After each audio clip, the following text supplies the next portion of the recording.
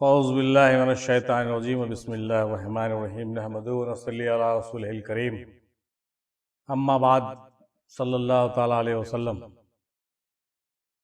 آئیے اب جو ہے ہم لوگ چھوٹے چھوٹے کچھ سوال جو پوچھے گئے ہیں اس کا کچھ جواب دے دیں۔ ایک بھائی صاحب نے ہم سے بھی پوچھا کہ جب مرشد بے رخی اختیار کرے تو کیا مرشد طالب کو چھوڑ دیتا ہے؟ جیسے انسان خطا کا ایک گھر ہے، طالب سے غلطیاں تو ہو ہی جاتی ہیں اور مرشد ناراض ہو جاتا ہے، تو کیا مرشد بے رخی اختیار کرے تو کیا مرشد طالب کو چھوڑ دیتا ہے؟ جی نہیں۔ مرشد اگر بے رخی اختیار آپ سے کر رہا ہے تو ہو سکتا ہے آپ سے وہ ناراض ہو، اس کو راضی کرنے کا کوشش کیجیے، اس سے معافی مانگیے، اس سے خلوت میں بات کیجیے، ان کا موڈ جب صحیح ہو تو ان سے ملیے، بات کیجیے اور ان کو راضی کیجیے۔ ہو سکتا ہے کہ آپ کی کچھ حرکتوں سے وہ جو ہے ناراض ہو گئے ہوں، غصہ میں آ گئے ہوں، تو ان کو راضی کرنے کا کوشش کیجیے۔ یا ہو سکتا ہے کہ امتحاناً وہ آپ سے ایسا بیہیو کر رہے ہوں، یہ بھی ہوتا ہے کبھی کبھی، تو اس مصلحت کو سمجھنا چاہیے اور اس کو انڈرسٹینڈ کرنے کا کوشش کیجیے اور حالات کو سمجھیے اور ان سے رابطے میں رہیے، دور مت ہوئیے۔ جتنا زیادہ قریب ہوئیے گا اتنا زیادہ اچھا رہے گا، اور جو بات اگر ہوگا، کچھ گلا شکوہ یا کوئی بات ہوگی تو وہ بتائیں گے آپ، اور آپ کی ناراضگی جلد سے جلد دور ہوگی، اور اس کے لیے آپ کوشش کیجیے۔ ہاں، ایسا نہیں ہے کہ ناراض ہو کر کے مرشد چھوڑ نہیں دیتا ہے، لیکن اگر آپ اس کو راضی نہیں کیے تب پھر وہ آپ کو ضرور چھوڑ دے گا۔ اگر آپ اس کو راضی نہیں کیے اور آپ لاپرواہی میں پڑے رہے تب پھر مجبوری ہے اس کی، وہ آپ کو چھوڑ دے گا، لیکن موقع دے گا آپ کو، ایک بار، دو بار، تین بار موقع دے گا، ٹھیک ہے نا؟ اس لیے زیادہ سے زیادہ کوشش کیجیے کہ ان کو جو ہے جلد سے جلد راضی کر لیجیے۔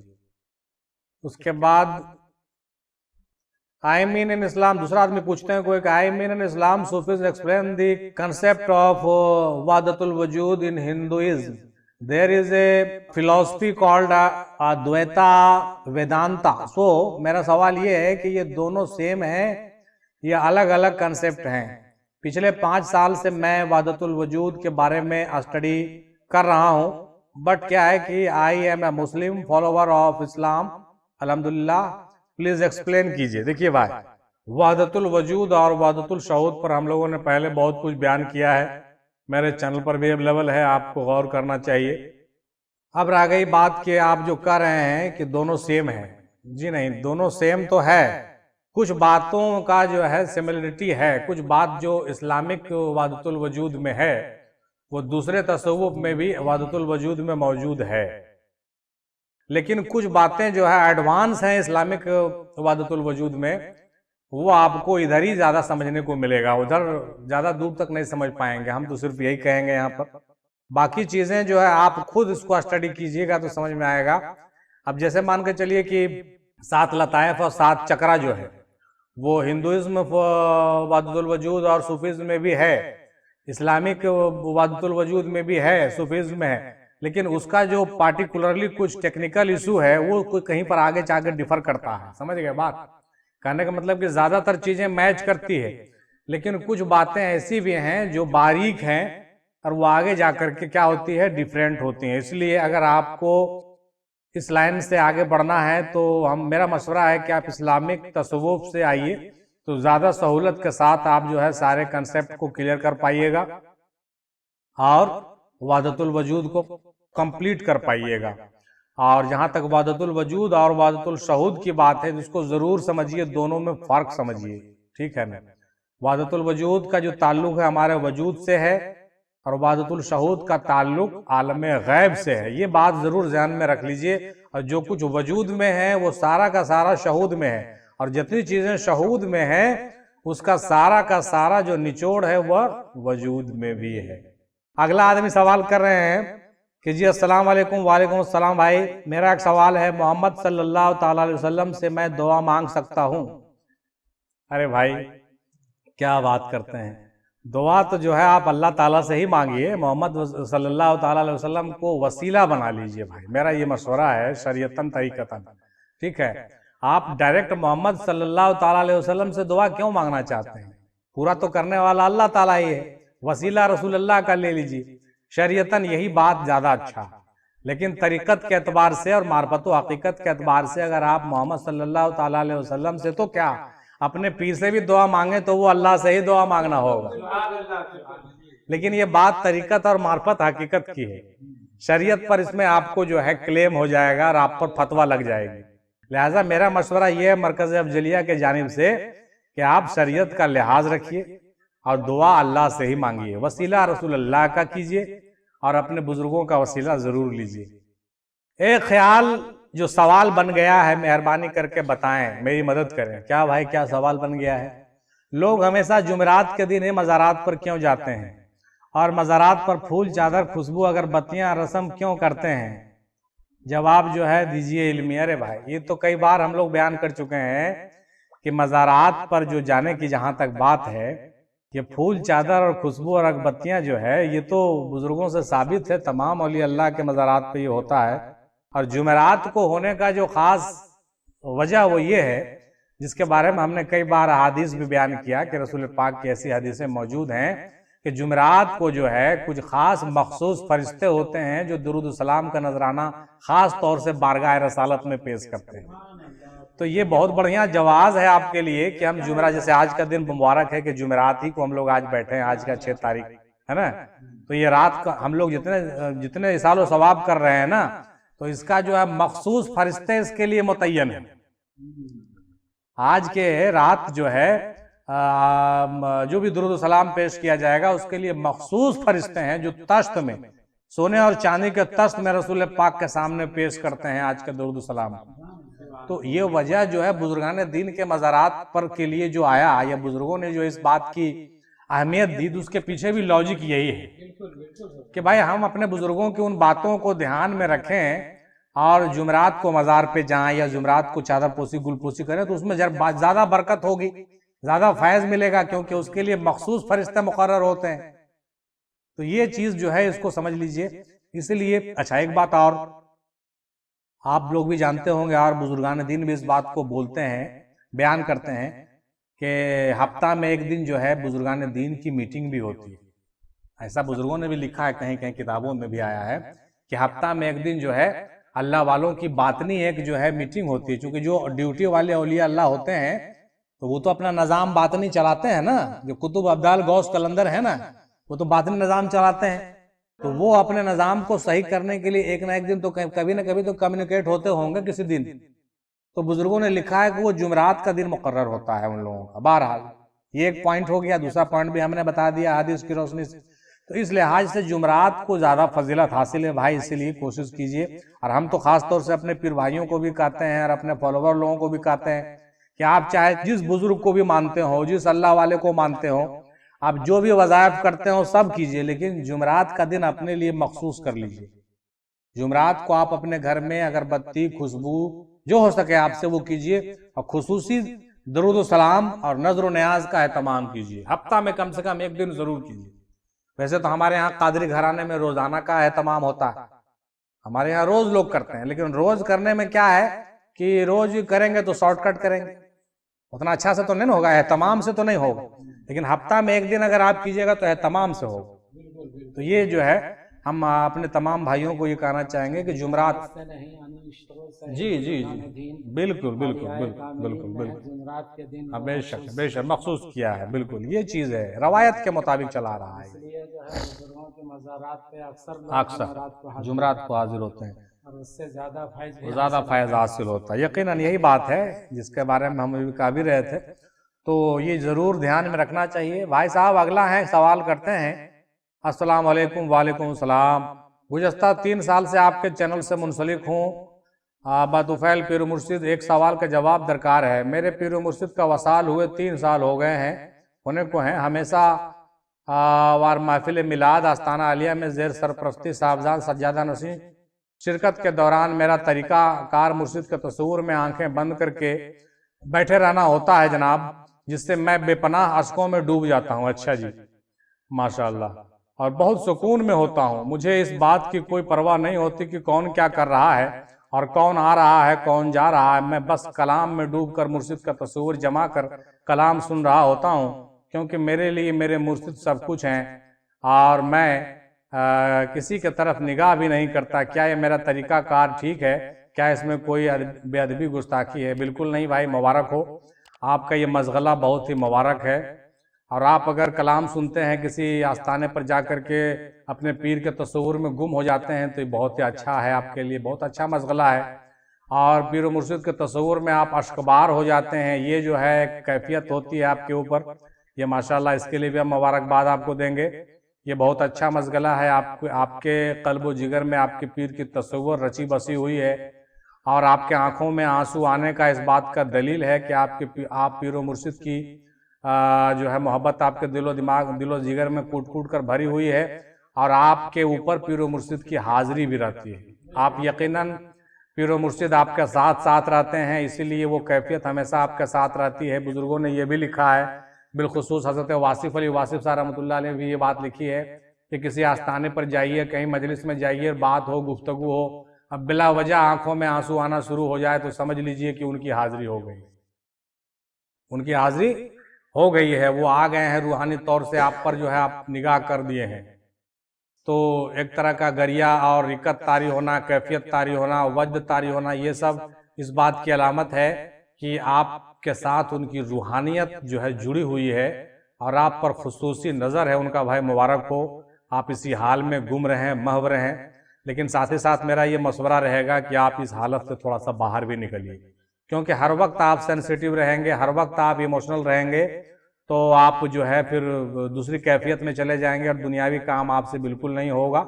और इस कमज़ोरी को थोड़ा सा जो है से बाहर आप निकलिए। ठीक है, ये कैफियत अच्छा है, लेकिन इस पर काबू पा लीजिए आप, है ना, इस कैफियत पर काबू पा लीजिए। काबू पा लीजिएगा तो आपकी दुनियादारी ठीक रहेगी, और नहीं तो फिर लोग आपको मजनून कहना शुरू कर देंगे और आपको समाज से बाहर कर देंगे और आप पर लान तान भी करेंगे भाई। इसलिए मेरा मशवरा ये है कि आप जो है इस कैफियत से बाहर निकलिए, अपने आप को थोड़ा फारिग कीजिए, हर वक्त उस कैफियत में मत रहिए। आधा घंटा, 1 घंटा, 15 मिनट, 10 मिनट तो ठीक है, लेकिन उसके बाद आप जो है वहाँ से हट जाइए। जब रातों भर आपको ऐसा होने लगे तो उस मजलिस में आप मत बैठिए। हम आपको मशवरा देते हैं कि फिर उससे आपके अंदर दूसरी बातें पैदा होने लगेगी, आप कमज़ोर हो जाएंगे। आप अपने आप पर काबू पा लीजिए, है ना, और उस आलम से बाहर निकलिए, बेहतर होगा इंशाअल्लाह ताला। अल्लाह ताला आप पर रहम और करम का मामला फरमाए और बुजुर्गान दीन की निगाह करम भी आप पर हो। हम तो यही दुआ आपके लिए करते हैं। एक भाई साहब हमारे हैं, लिखते हैं कि बराए मेहरबानी मुझे बताएं कि क़यामत में जब सब फरिश्ते को मौत दे दी जाएगी तो क्या जन्नत और अल्लाह के रसूल बाकी रहेंगे? आप इस पर एक वीडियो बनाएं, क्योंकि इसका कोई वीडियो अभी तक नहीं यूट्यूब पर बना है। अच्छा जी भाई, देखिए ये सवाल तो आपका बहुत टेढ़ा है, इस पर तो जवाब देना जो है थोड़ा गुस्ताखी नजर आता है, इसलिए हम इस पर कुछ कहना नहीं चाहेंगे। अलबत्ता बुजुर्गों ने भी लिखा है और किताबों में भी आया है कि क़यामत जब कायम होगी तो तमाम के तमाम जो है, कहिए कि क्या होंगे, बिल्कुल सबको मौत आएगी, सबको फिर अल्लाह ताला नए सिरे से फिर सबको खड़ा करेगा। ये एक बहुत बड़ा मसला है और ये एक टेक्निकल बातें हैं। हालांकि अल्लाह के रसूल के साथ ये बात कहना हम इसको बेहतर नहीं समझते हैं, इसमें बहुत से राज और न्याज भी छुपी हुई है। ज़्यादा हम इसमें डिटेल में नहीं जाएंगे, इंशाअल्लाह इस पर हम लोग कभी और डिस्कस करेंगे डिटेल में, क्योंकि ये बेहतर नहीं होता। हालांकि बाज़ बुजुर्गों ने ये भी लिखा है अपनी किताबों में कि जो है जब क़यामत कायम होगी, सूर फूका जाएगा तो सब कुछ फना हो जाएगा। सिर्फ कहा जाता है हज़रत मूसा अलैहिस्सलाम अर्श के पाए को पकड़कर खड़े रहेंगे।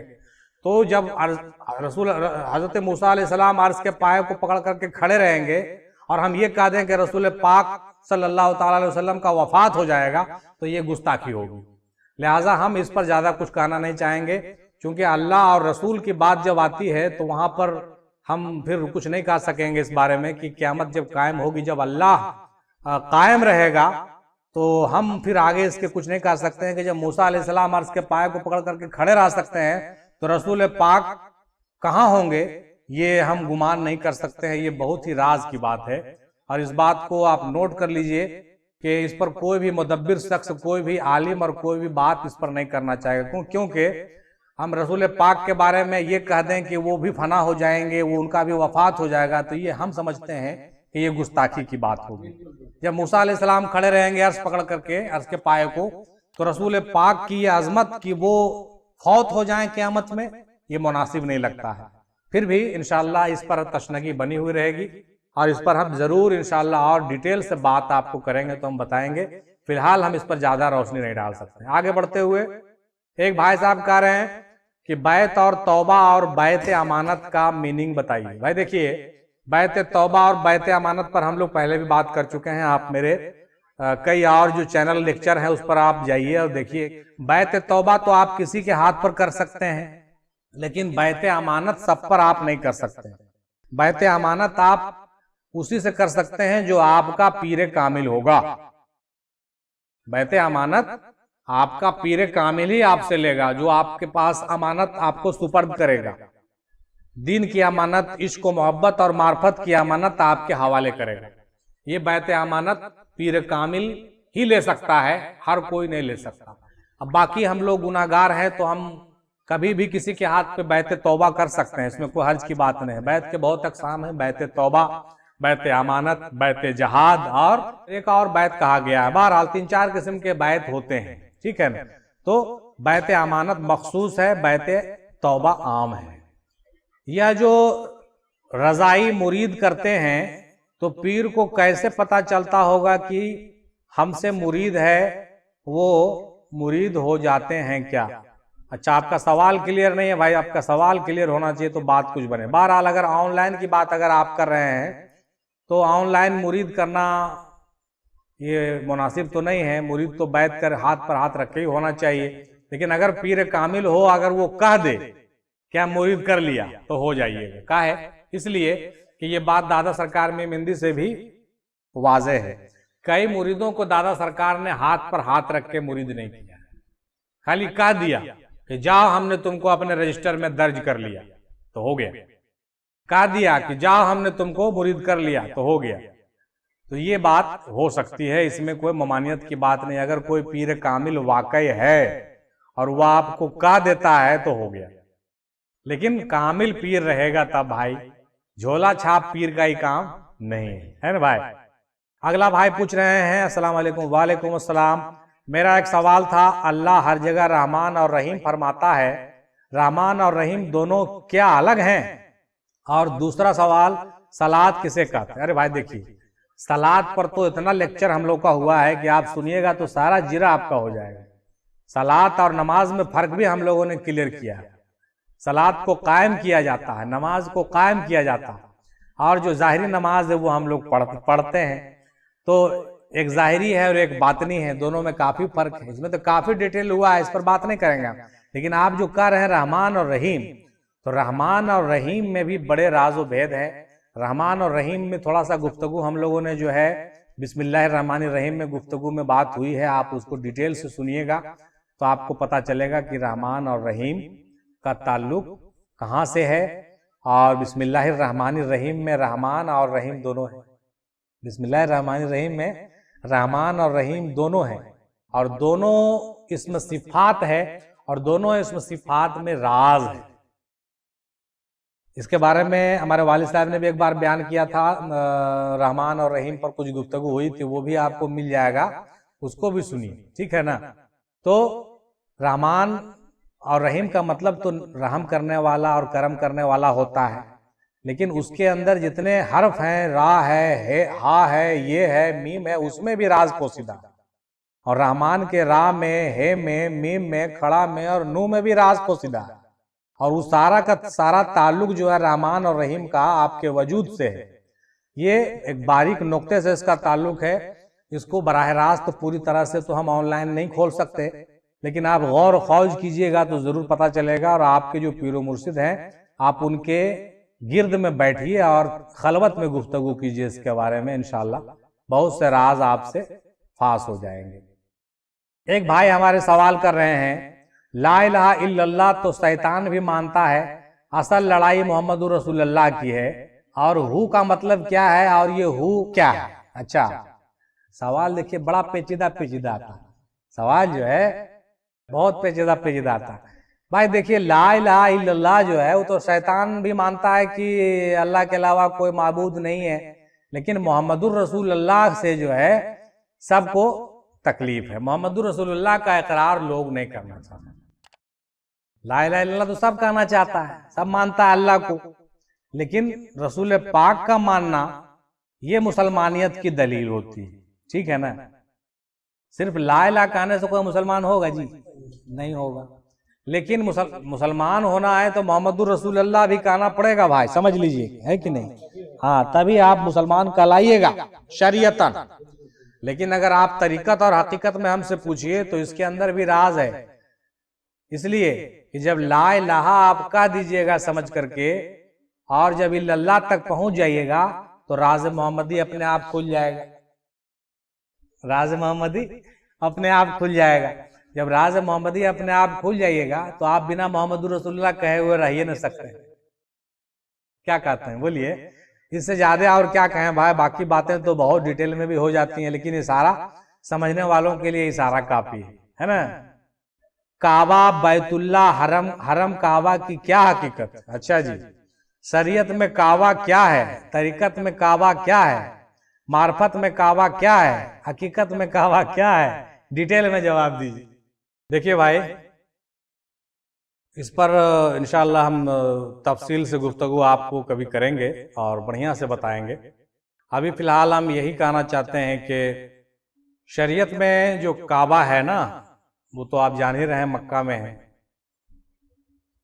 ٹھیک ہے، لیکن طریقت میں جو قبلہ وہ کعبہ ہوتا ہے نا وہ پیر ہوتا ہے۔ شارٹ میں ہم سے پوچھ لیتی ہے تو بتا دیتے ہیں ہم کو، ہے نا؟ شارٹ میں بتا رہے ہیں، طریقت میں جو قبلہ و کعبہ ہوتا ہے وہ پیر ہوتا ہے۔ اب کہیے گا ایسا کیسے کہا دیے؟ اس کے لیے جواز ہے میرے پاس۔ حضرت نظام الدین اولیاء حج کرنے کے لیے نہیں گئے تو ان سے پوچھا گیا کہ حضور آپ حج کیوں نہیں کرنے کے لیے جا رہے ہیں، کیوں نہیں جاتے ہیں حج کرنے کے لیے؟ تو نظام الدین اولیاء کہتے ہیں کہ میں نے جب بھی حج کرنے کا ارادہ کیا میں نے اپنے پیر کی زیارت کر لی، اور جب اپنے پیر کی زیارت کر لی، ملاقات کر لی، تو مجھے وہ فیض حاصل ہو گیا، مجھے حج کرنے کی ضرورت نہیں، میرا قبلہ و کعبہ تو میرا پیر ہے۔ تو طریقت میں مریدوں کا قبلہ و کعبہ اس کا پیر ہی ہوتا ہے، ٹھیک ہے نا؟ اور حقیقت اور معرفت کی جب آپ بات کرتے ہیں تو حقیقت میں جو ہے جو کعبہ کہا گیا ہے وہ آپ کا کیا ہے؟ قلوب المومنین عرش اللہ تعالی، ٹھیک ہے؟ آپ کا قلب ہی جو ہے اللہ کا عرش ہے، تو کعبہ سے بڑھ کے ہو گیا، آپ خود کعبہ ہیں، حقیقت میں آپ خود کعبہ ہیں، اور اس کعبے کا غلاف بھی آپ خود ہیں، آپ خود ایک راز ہیں، آپ کا سارا وجود ایک راز ہے، یہ حقیقت ہے۔ وجود آدم خود ایک اللہ کا گھر ہے، اللہ کا ٹھکانہ ہے۔ اتنا کہنے میں ہم کو کوئی اعتراض نہیں، کیونکہ یہ بات اب اتنا منظر عام پہ لوگ آ گئے، کوئی مذائقہ کی بات نہیں، اور اس کے ہزاروں لاکھوں سند ہم اپنے چینل پر دے چکے ہیں، سند اور دلیل، اور انشاءاللہ اور دیں گے مختلف کتب سے۔ ہاں، اور شاعر لوگ بھی اپنے کلام میں اس بات کو لکھیں، ہاں کعبہ اپنے دل میں اور عشق ہے اپنی نماز۔ تو یہ جو ہے حقیقت میں اور شریعت میں اور طریقت میں، امید ہے آپ کو سمجھ میں آ گیا ہوگا، اور اس بات کو جب آپ غور کیجئے گا تو اس کا ڈیٹیل آپ خود سمجھ لیجئے گا انشاءاللہ تعالی۔ عالم اجسام سے اوپر تعارج کیسے کیا جائے، سلوک اور سالک کیا؟ دیکھیے بھائی، سلوک اس راستے کو کہتے ہیں، اور سالک اس راستے میں چلنے والے کو کہتے ہیں۔ جو اللہ کے راستے میں چلتا ہے وہ راستہ سلوک کہلاتا ہے، راہ سلوک کہلاتا ہے، اور جو اس راستے پر چلتا ہے مطلب سفر کرتا ہے، سفر کر کے جو ہے اپنے منزل پر پہنچتا ہے، اس کو سالک کہا جاتا ہے۔ عالم اجسام سے تعارج کے بارے میں جو آپ پوچھ رہے ہیں، ناسوت سے ملکوت اور جبروت کے طرف جو روانگی ہے، اس راستے میں یہ سلوک سے ہی ممکن ہے، اور پیر کے اشارے پر، ان کی نگہبانی پر ہوتا ہے، اور اسی طریقے سے آپ کے مرتبے اور مدارج جو ہے بلند ہوتے ہیں، اور رفتہ رفتہ آپ منزل پر پہنچتے ہیں۔ ایک بیگ کوئی نہیں پہنچتا۔ اور ایک بات اور یہاں پہ ذہن نشین کر لیجئے اس راستے کو عبور کرنے کے 3 طریقے ہیں، راہ سلوک کو طے کرنے کے 3 طریقے ہیں۔